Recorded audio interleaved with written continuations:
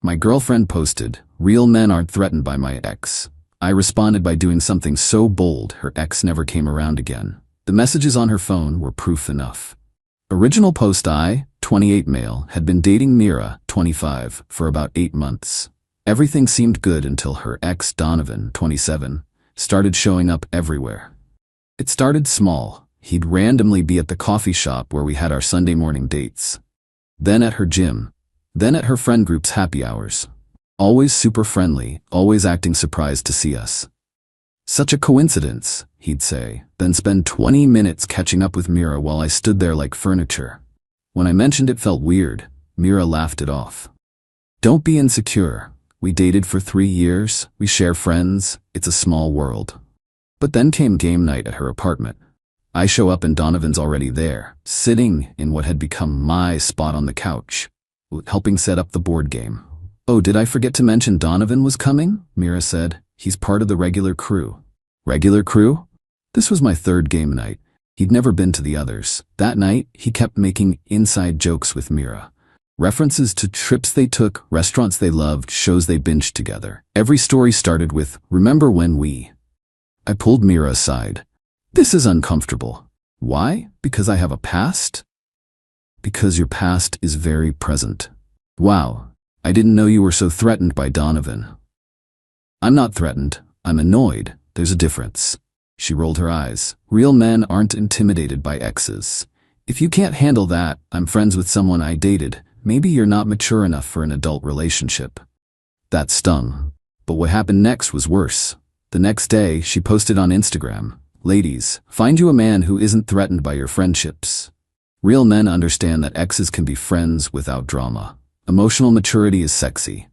Jealousy isn't." The comments were brutal. Her friends piling on about toxic masculinity and controlling behavior. Donovan himself commented, "Preach. Glad we can show people what healthy post-relationship friendship looks like." I didn't respond, didn't engage, just screenshotted everything and went about my week. Friday rolls around. Mira texts me about dinner plans. I respond normally, confirm the time and place. Then I do something she doesn't expect. I text Donovan, "Hey man, saw you're cool with hanging with Mira and me. I actually need some advice about her birthday gift. You dated her for 3 years, figured you'd know what she likes. Free for coffee tomorrow?" He responds immediately, "Haha, yeah bro, I got you. Know all her favorites. How about 10 a.m. at that place on 5th? Perfect. See you there."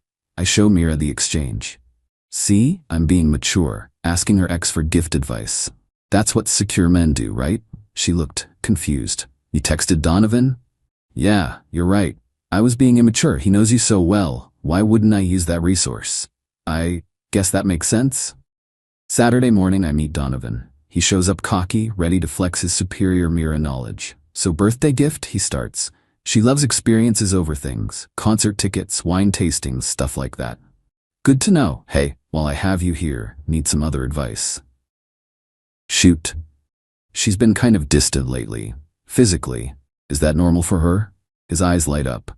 "Oh yeah, she goes through phases. When she's stressed about work, she shuts down. Just give her space." "Space, got it. What about the phone thing?" "Phone thing? She's super protective of it lately. Takes it to the bathroom, sleeps with it under her pillow." He shifts in his seat. "That's new." "Really? Thought that might be standard Mira behavior. You'd know better than me." "Yeah, no, she wasn't like that with me." I lean in, all concerned boyfriend. "Between us guys, you don't think she's seeing someone else?" He actually laughs. "Mira? Nah, she's not the cheating type, though." He pauses. "What?" "Nothing, just, she has been texting me a lot lately. Late at night, but it's all innocent stuff." "Oh yeah, like what?" He pulls out his phone, starts scrolling. "Just venting about work, asking advice about her family drama. Sometimes she sends memes." He's showing me the texts. I'm reading them upside down, but I can see enough. 11 p.m., 1 a.m., 2:30 a.m. Conversations that go on for hours. "Wow, she really relies on you," I say. "Must be nice having that connection still." "Yeah, we just get each other, you know? Some bonds don't break." "Totally. Hey, can I ask you something else?" "Sure. Why'd you guys break up?" He looks uncomfortable now. "Just grew apart, different life goals." "She told me you cheated." His face goes red. It was complicated." "With her roommate, right?" Look, that was a mistake, ancient history. But you're working on getting her back? What? No, we're just friends. Really? Because these late-night text sessions seem like more than friend behavior. He gets defensive. She reaches out to me. I'm just being supportive. Supportive, right? And showing up everywhere we go. Coincidence? Every Sunday at the same coffee shop? I like their lattes. I smile. Donovan, I'm gonna be straight with you. I don't think you're over her, and I think you're hoping if you hang around long enough, she'll take you back. That's not. And honestly, based on these texts, you might be right. She's clearly not over you either. His eyes widen. You think? Look at these messages, man. She's texting you more than me, sharing stuff she doesn't tell me, using you as emotional support. That's not just friends. I mean, I have wondered. Tell you what? I'm gonna bow out. If she wants you back, I'm not gonna stand in the way. Wait, what? I'm serious. You two have history, connection. Who am I to interfere with that? You're breaking up with her? I'm gonna have a conversation with her. See where her head's really at. If she wants you, she should be with you. I don't do competition. He's actually excited now. Bro, that's really mature of you. Just being realistic. But hey, do me a favor? Those late-night texts, maybe screenshot them for me? I want to approach this with facts, not feelings. I don't know. Come on, you'd be doing me a solid. Help me understand what I'm dealing with. He thinks for a second, then starts forwarding screenshots. Text after text. Mira complaining about me. Saying she misses what she and Donovan had. Calling me nice but boring, saying Donovan just gets her in ways I don't. Thanks, man. This helps. We part ways. He's practically floating, thinking he's about to get his ex back. I go straight to Mira's place. She's all smiles until she sees my face. We need to talk. About? I pull up the screenshots. Your late-night conversations with Donovan. Her face goes pale. How did you? He showed me. Thought he was helping me understand you better. You tricked him? I asked for gift advice. He volunteered the rest. Interesting reading, though. Especially the parts where you tell him you miss your relationship. That's taken out of context. What context makes I miss us okay to send to your ex at 2 a.m.? We were just talking about old times. While calling me boring, I was venting, friends vent, to their exes about their current boyfriends at 2 a.m.? She's scrambling now. This is exactly why I didn't tell you. You're being jealous and controlling. No, I'm being done. What? You want to play games? Play them with Donovan. I'm out. You're breaking up with me over texts? I'm breaking up with you over dishonesty. The texts just prove it. This is insane. We were just talking. Cool. Now you can talk all you want. I won't be in the way. I turned to leave. She grabbed my arm. Wait, what did you tell Donovan? That I was backing off. That you two clearly have unfinished business. You what? He's very excited. Thinks you're getting back together. I don't want him back. He cheated on me. But you miss him. Your words, not mine. I miss the good times, not him. Tell him that. I'm sure he'll understand the distinction. You're being petty. I'm being practical. You wanted to keep your ex around? Congratulations, he's all yours. I left. My phone immediately exploded with texts from her, ranging from angry to pleading to threatening. I didn't respond to any of them. Update 1. 3 days later. The fallout has been incredible. So after I left Mira's place, she apparently went into full damage control mode. But here's the thing about Donovan. Boy was eager. According to mutual friends, he showed up at her apartment that night with flowers and wine, ready to restart their romance. Mira freaked out, tried to explain she didn't want him back, but Donovan had screenshots of his own. All her "I miss us" texts, her complaints about me, her saying he understood her better. When she tried to say it was just friendly venting, he pulled out the big guns, texts where she said she compared every guy to him, where she admitted she kept him around because she liked the attention. Yeah, she actually texted him that. At 1:47 a.m. on a Tuesday, Mira tried to kick him out, but Donovan went full desperate mode. Started crying about how he knew they were meant to be, how he'd changed, how he'd been waiting for this moment. She ended up having to call building security to remove him. But it gets better. Donovan, heartbroken and confused, did what any mature adult would do. He made his own Instagram post. When she says she misses you at 2 a.m. but calls security when you show up with flowers. Mixed signals much? Heartbroken again, she still loves me, worth the wait. He tagged her. He included screenshots of her texts. Multiple screenshots. Her friends saw everything. The same friends who'd been supporting her mature friendship with her ex. The ones who'd called me insecure. The comments were brutal. Girl, you were texting him that at 2 a.m.? This is messy AF. Poor Trevor never stood a chance. Yeah, they got my name wrong. Maybe your BF wasn't insecure, maybe he was right. Mira went into crisis mode.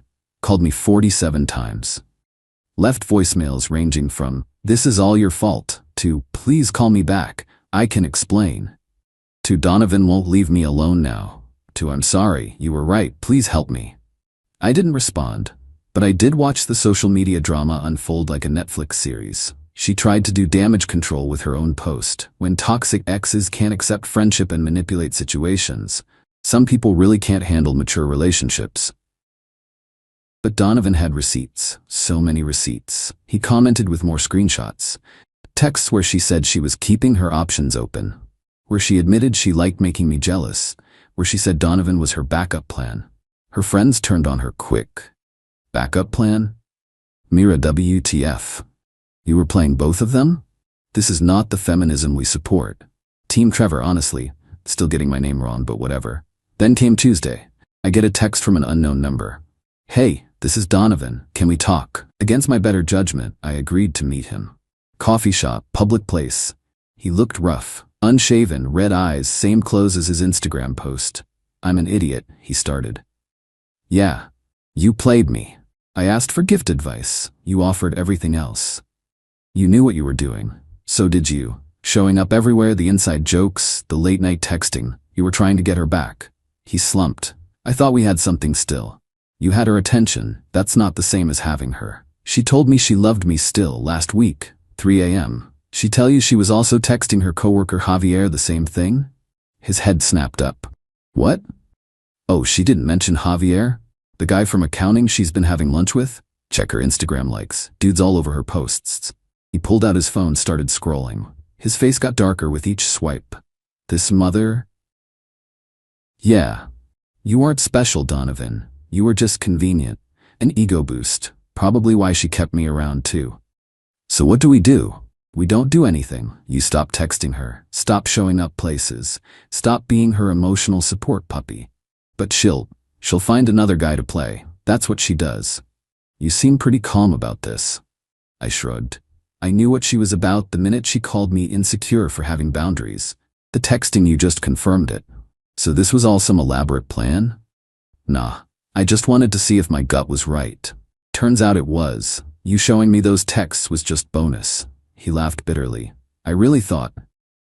"You thought wrong. Move on, man. And maybe next time, when a girl with a boyfriend starts texting you at 2 a.m., recognize that's not friendship. That's fishing." We parted ways. He seemed defeated but clearer. Later that day, Mira showed up at my work.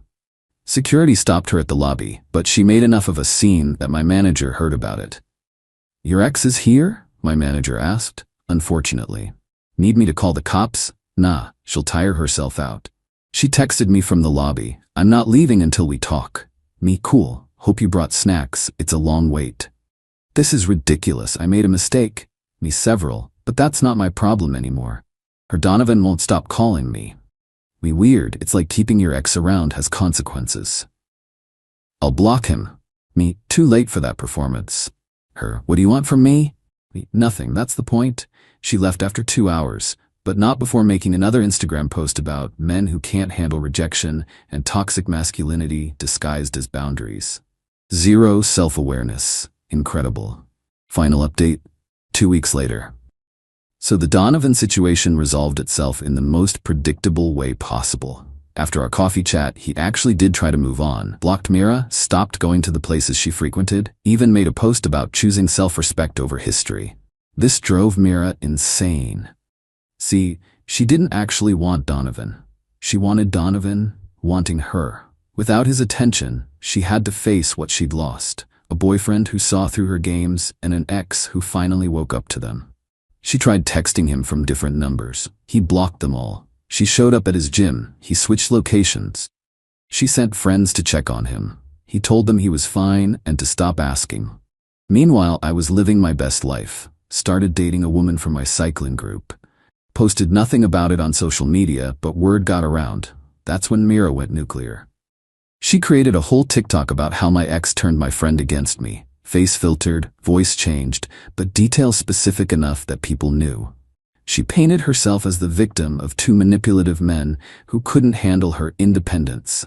The video went semi-viral in our city. 50K views. Comments were split between "Yas Queen" and "This sounds fishy." But then Donovan did something I didn't expect. He made his own TikTok. No filters. Real face, real voice, and receipts. Every single text. Her telling him she kept me around for stability while keeping him for excitement. Her admitting she liked the drama. Her saying she was testing how much each of us would tolerate. But the killing blow? A voice message she'd sent him at 3 a.m., drunk, saying, "I know it's wrong, but I love having you both fighting over me. It makes me feel powerful." His video got 200K views. The comments were brutal. "Narcissist behavior. This is emotional abuse." She really said that out loud? Pick me, choose me vibes. Both dudes dodged a bullet. Mira tried damage control. Made another video calling it revenge porn. It wasn't just texts and voice messages. Claimed the audio was AI generated. People could tell it wasn't. Said both of us were coordinating to destroy her. We hadn't spoken since coffee. But the internet had decided. She became a meme in our city. The "I need two men fighting over me" girl. Someone made a remix of her voice message. It was playing at clubs. She had to private all her social media.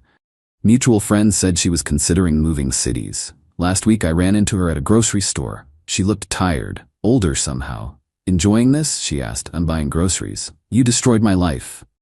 You posted the first video, Donovan posted the response. "I'm just shopping for pasta."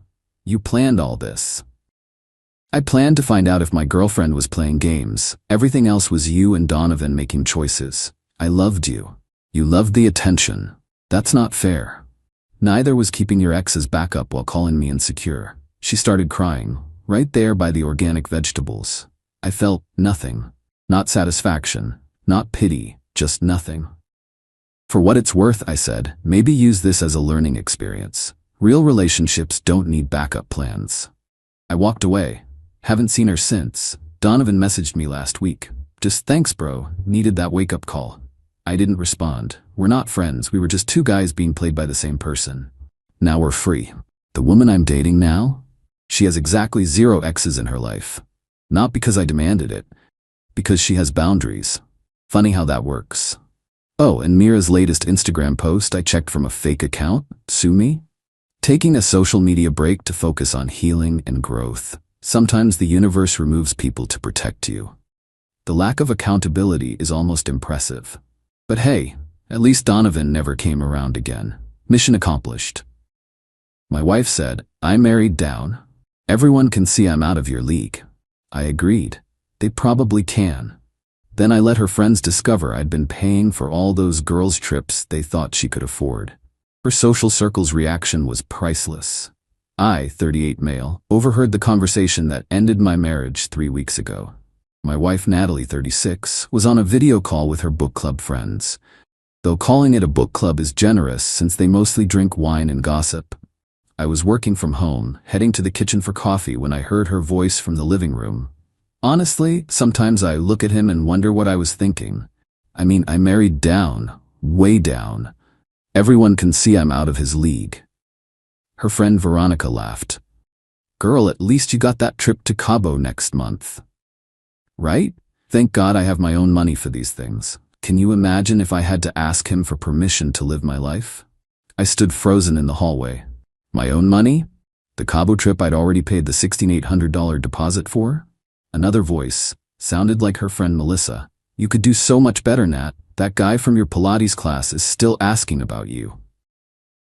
Trust me, I know. But divorce is expensive. And at least this arrangement works for now. Arrangement. That's what 8 years of marriage had become. I quietly went back to my office, made my coffee in the break room instead. Sat at my desk, staring at spreadsheets while my mind raced. See, here's what Natalie's friends don't know. I'm not flashy. Drive a 2018 Honda Accord. Wear clothes from Target. Work as a senior accountant at a mid-size firm. What they also don't know, I inherited my grandmother's portfolio when she passed 5 years ago. We're talking serious money, enough that I could retire tomorrow if I wanted. Natalie knows about the inheritance. What she doesn't know is exactly how much, or that I never combined it with our joint finances. I've been paying for her lifestyle from it, the girls' trips, her Mercedes lease, the country club membership she earned, while keeping the bulk invested. I'd been happy to do it. I loved her. Thought she loved me. That evening, she was all smiles at dinner. "How was your day, babe?" "Good, productive." "How was book club?" "Oh, same old gossip." "I bet." "Hey, speaking of, when's that Cabo trip again?" Her eyes lit up. 3 weeks, I can't wait. The girls and I need this break. "Must be nice to afford trips like that," I said casually. She waved her hand dismissively. "Well, I work hard for my money." Right? Her part-time social media consulting that brings in maybe $1,500 a month. "You're absolutely right," I said. "You deserve everything you've earned." Update 1. The week after overhearing that call was enlightening. I started paying attention. Really paying attention. Natalie had a pattern. She'd mention wanting something, I'd think about it, then secretly buy it, and she'd announce to her friends that she'd treated herself. The designer bags, the spa treatments, the weekend trips, all funded by me, all credited to her success. But the Cabo trip was my breaking point. Not just because I'd paid for it, but because of how she was playing it. She had a group chat with her friends that she didn't know I could see. We share a tablet and notifications pop up. The messages were gold. "Melissa, Nat, you're so lucky you can afford these trips. My husband would never. Natalie, it's why I keep my finances separate. What he doesn't know won't hurt him." Veronica. Queen behavior. My ex tried to control my spending. That's why he's an ex. Natalie, exactly. Meanwhile, mine thinks I'm at book club when I'm getting my nails done. He probably thinks this Cabo trip costs like $500 total. The actual cost? $60 to $800 for her share alone. Luxury resort, first-class flights, all inclusive. Tuesday, I made my move. Called the travel agency. "Hi, I need to make a change to a booking. Natalie Garrison's Cabo reservation." "Of course, Mr. Garrison. How can we help?" "I need to cancel just her portion of the trip. The other ladies should remain unaffected." "I see. May I ask the reason?" "Personal matter." "What's the cancellation policy?" "Well, you're within the window for a 50% refund. Shall I process that?" "Perfect. And please email the confirmation to my personal email, not the one on file." Done. $3,400 back in my account. Next, I called American Express, removed her as an authorized user from my Platinum card, the one she used for all her shopping but told everyone was hers. Then the country club. "Mr. Garrison, how can we help you today?" "I need to modify our membership. Remove Natalie Garrison effective immediately." "Oh, I see. Will you be maintaining your membership?" "Yes, just mine." "Certainly. Her club privileges will be revoked as of tomorrow." The beauty was she wouldn't know any of this until she tried to use them. That night, she was scrolling through her phone giggling. "What's funny?" "Oh, just Veronica. Her husband found out she spent $2,000 on a handbag and lost it. Thank God you're not controlling like that." "I agree. Everyone should have control over their own money." She looked up, surprised. "Exactly. You get it." "Absolutely. In fact, I've been thinking. You're right that we should keep our finances more separate. You handle your expenses, I'll handle mine." She actually smiled. "See? This is why we work." "Oh, honey, we'll see about that." Update 2. The first domino fell Thursday morning. I was at work, actually working from a coffee shop to avoid the fallout, when my phone exploded. "Natalie, what did you do?" "The club just humiliated me." "Call me now." I waited an hour, then responded, "What's wrong?" "They said my membership was revoked, in front of everyone at yoga." "Must be a mistake. Did you forget to pay your dues?" "What dues? You handle that." "Me no, I handle my membership. Didn't you say you keep your finances separate?" Radio silence for 20 minutes. "This isn't funny. Fix this." "I'm not sure what you want me to fix." "You should be able to afford your own membership with all your success, right?" She came home raging. "What is your problem?" "You embarrassed me." "How did I embarrass you? I thought you had your own money. That's what you tell everyone." That's different." "How?" "You know I can't afford $500 a month for the club." "Then maybe you shouldn't have told everyone you could." She stared at me. "What's gotten into you?" "Nothing. I'm just agreeing with you." "You married down, remember? So handle your own expenses up at your level. Her face went pale. You heard that? Every word, including the part about your arrangement and the Pilates instructor. I didn't mean, oh, you meant it, and you're right, you're out of my league, so prove it. She tried damage control, cooked my favorite dinner, wore the lingerie I bought her last anniversary, suddenly very interested in my day. Babe, I was just venting. You know how the girls are.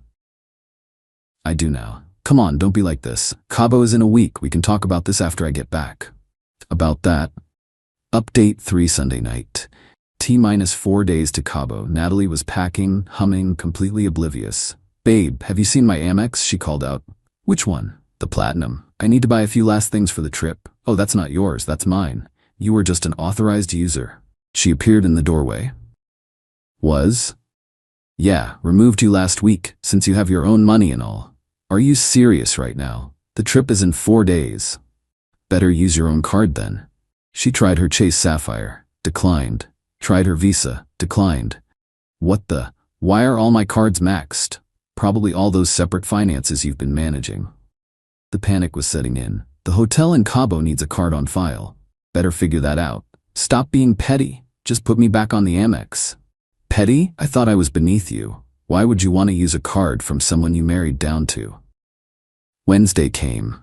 The group chat was active. Veronica. Nat, the resort called. They said your reservation was canceled? Wait, what? We leave tomorrow. Technical issue. Fixing it now. She cornered me that evening, tears streaming. Please, I'll be humiliated if I can't go. Like you humiliated me? That's different. I need this trip. Then pay for it. You told them all you could afford it. You know I can't. It's almost $7,000. Wow, that much? Your friends think you're rich though. Better not disappoint them. She went nuclear. Called her mom, who called me. What's this about you stranding Natalie? I'm not stranding anyone, Carol. She says she has her own money. Let her use it. You know she doesn't have that kind of money. That's not what she tells everyone. Maybe ask her why she's been lying. Thursday morning. The day of the trip, her friends were blowing up her phone. Veronica, where are you? We're at the airport. Melissa, Nat, we're boarding in 20. Natalie was sobbing on the couch in her pajamas. Happy? She spat at me. Are you? You got what you wanted, complete financial independence from your lesser husband. The best part came later. Veronica posted from Cabo, missing our girl Natalie G. Hope everything's okay. The comments were brutal. Where's Nat? Thought she was coming? Is she sick? Natalie posted, family emergency. Have fun without me. But I knew the real conversations were happening in private. And sure enough. Update 4. The Cabo girls returned Sunday. Monday, Natalie went to lunch with them. She came back looking like she'd been through war. How was lunch? She glared at me. They know what? Veronica's husband golfs with yours at the club. He mentioned I'm not a member anymore. Ugh. Then Melissa asked how I was affording everything without access to your cards. What did you tell them? The truth. Which version? She broke down. That I've been lying. That you pay for everything. That I can't even afford my car payment without you. Must have been embarrassing. They laughed at me. Veronica said I got what I deserved for being a gold digger. You're not a gold digger. Gold diggers are honest about their intentions. You're just a liar. She flinched. I want a divorce. Sure, I've already talked to a lawyer. Filed last week, actually. Her eyes widened. What? What did you expect? You said this was just an arrangement. You're shopping for my replacement. Why would I stay? I didn't mean it. You did, and that's fine. But here's what's gonna happen. We're splitting assets per the prenup you signed. Remember that? The one you thought was meaningless because you assumed I had nothing? She went white. That prenup was ironclad. What's mine before marriage stays mine, including the inheritance. But I'll have nothing. You'll have exactly what you brought in. Plus half of the marital assets we built together should be about $40. I can't live on that. Better than what the Pilates instructor can offer, I bet. Speaking of which, she tried that card, started texting him. Guess what? He thought she was rich too. Lost interest real quick when she mentioned needing financial help. Final update.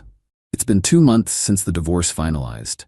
Natalie got her $40K, her car, which she can't afford and is trying to sell, and her clothes. She moved back with her parents. Her Instagram went from luxury shots to inspirational quotes about new beginnings and knowing your worth. Her friend group imploded. Turns out she'd been lying to all of them about various things. Veronica called me last week. I owe you an apology. We all do. We believed her story about you being controlling and cheap. No apology needed. She borrowed $3,000 from me last month. Said it was just until her investments paid out. What investments? Exactly. The country club gossip is legendary. Natalie tried to get a job there as an event coordinator. They passed. Apparently, lying about being able to afford membership doesn't look good on applications. Her mom called me crying last week. She's destroying our retirement. She keeps saying she's used to a certain lifestyle. That's not my problem anymore, Carol. Can't you help? You have money. I do, and I've learned to keep it away from people who think they're too good for me. She didn't mean it. She did, and now she's living at the level she can actually afford, without me. The last I heard, she was dating some guy who claims to be a crypto millionaire. Her dad did a background check. He lives with 3 roommates and drives for DoorDash. Perfect match, honestly. As for me, I'm doing great. Took an actual vacation. Economy class, but who cares? Joined a new gym where nobody knows me. Started dating a teacher who thinks my Honda is practical and smart. She doesn't know about the inheritance yet. And when I tell her, it'll be because I trust her, not because I want to impress her. Natalie was right about one thing. She was out of my league. Just not in the way she thought. My league has integrity. Oh, and that Cabo trip? The travel agency sent me photos from their photographer. Veronica and Melissa looked miserable. Apparently, without Natalie there to secretly pay for all the extras on my card, they had to actually budget. Reality's a harsh teacher, but the best teacher moment? Last week, I ran into Natalie at a gas station. She was trying to put $10 on pump 3. Card declined. I watched her dig through her purse for quarters. Need help? I offered. She looked up, saw me, and her face crumbled. Don't what? Don't gloat. I'm not. Genuinely asking if you need help? From you? The person I married down to? That's the thing, Natalie. I would have helped, even now, even after everything, because that's what people in my league do. I paid for her gas. Full tank. Not to rub it in, but because watching her count quarters was just sad. She sat in her car crying while I pumped the gas. Through the window, I heard her on the phone. Mom, I messed up so bad. Yeah, she did. But at least now she's living her truth. No lies, no fake wealth, no pretending. Just reality. And reality, it turns out, is exactly what she deserved.